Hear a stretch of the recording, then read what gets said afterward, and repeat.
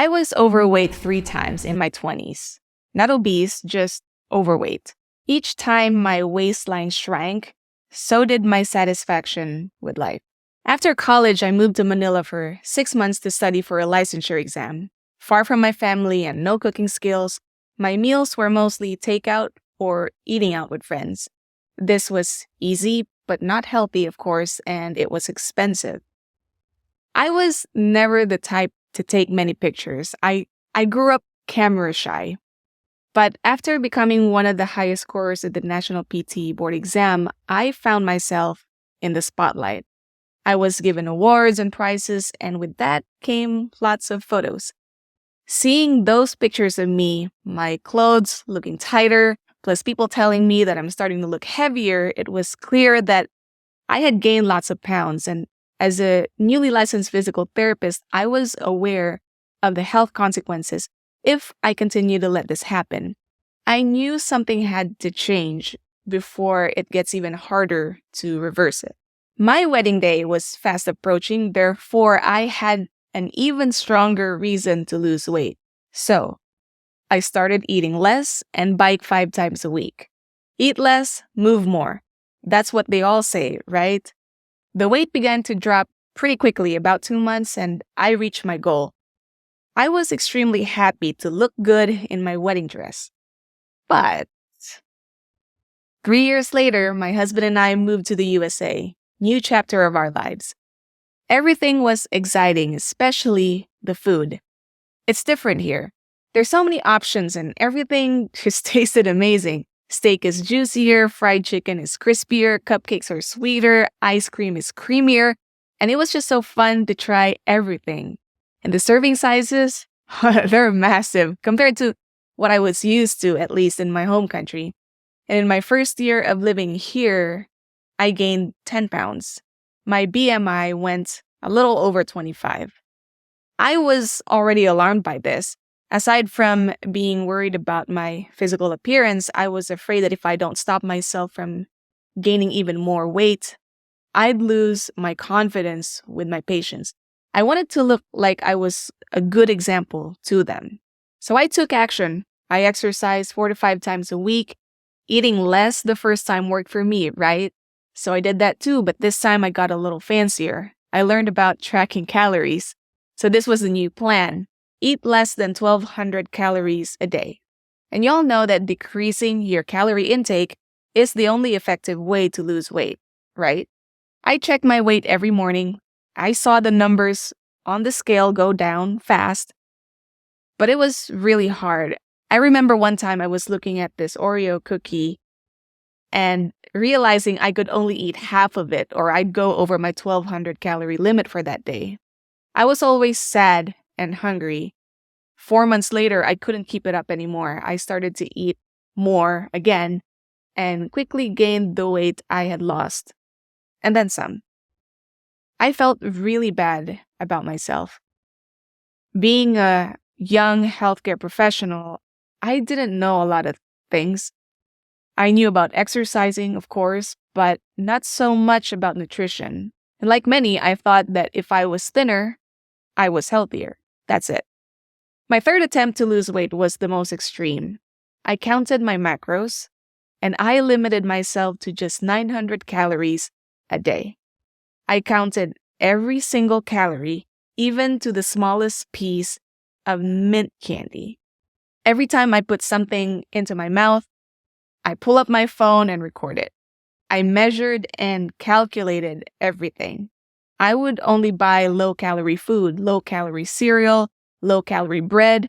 Instead of a regular Oreo, I'd take the Oreo Thins.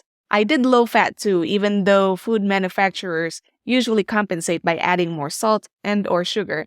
Still, usually they're lower in calories. Low-fat yogurt, low-fat ice cream. I liked the packaged foods because I could see the nutrition facts and get the exact number of calories per serving. I bought less of the whole foods because without the nutritional labels, I'd have to estimate. And I wanted everything to be accurate. That was a big mistake. But did it work though? Heck yeah, it did. I returned to my normal weight again. This level of precision made me feel in control, but it was also exhausting. At the time, my husband and I did volunteer work at our church's temple 2 nights a month. Before I was dieting, it's been our little tradition to reward ourselves by buying food somewhere and eat it on the way home. One night, my husband wanted to share his Burger King chicken nuggets with me, but I could only eat half of one nugget to stay under my 900-calorie limit. I feel very embarrassed to say this. That night, in our car, while holding that one piece of chicken nugget in my hand, I cried. I couldn't even enjoy the food with my husband anymore, and I felt so frustrated. I was trapped in a cycle full of restrictions, like I was constantly punishing myself. Then something happened. I went to my doctor for a regular checkup, and my blood tests show high LDL or bad cholesterol. My weight was exactly where I wanted it to be, but to my health, not so good. And at the same time, I was battling with metastatic thyroid cancer. I knew I was at a disadvantage here. I realized I had been so focused on the number on the scale that I forgot what truly mattered, my health. After that visit with my doctor, I didn't do anything just yet. Actually, I didn't know what to do. I only pictured my cholesterol level slowly creeping up because it runs in my family anyway. Then eventually I'd have heart disease in my 50s, like the patients I see at work, or I'll be taking medications to keep those numbers down. Slowly, my health would decline. Maybe my thyroid cancer will spread somewhere again. Months later, I discovered plant-based nutrition and lifestyle medicine. Throughout this process, I've learned to focus towards cultivating a new identity rooted in healthful living. I choose foods that were good for me, like fruits, vegetables, beans, whole grains, nuts, seeds, herbs, and spices. Food quality over quantity. I didn't count calories anymore, except maybe once or twice. Plants are naturally low-calorie foods. I only needed to make sure that I wasn't under-eating. I also needed to see for myself if I'd get protein deficient. Well, I didn't.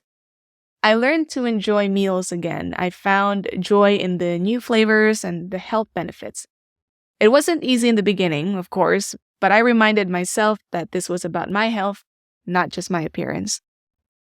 Some people have asked why I'm only 90% plant-based while others go fully plant-based. The truth is, demanding perfection from myself reminded me too much of the emotional trauma I experienced during my 3 attempts to lose weight. Those times taught me that strict rules and unrealistic expectations for myself only lead to misery. I choose a forgiving approach so I can enjoy the benefits of plant-based eating without the pressure of being perfect.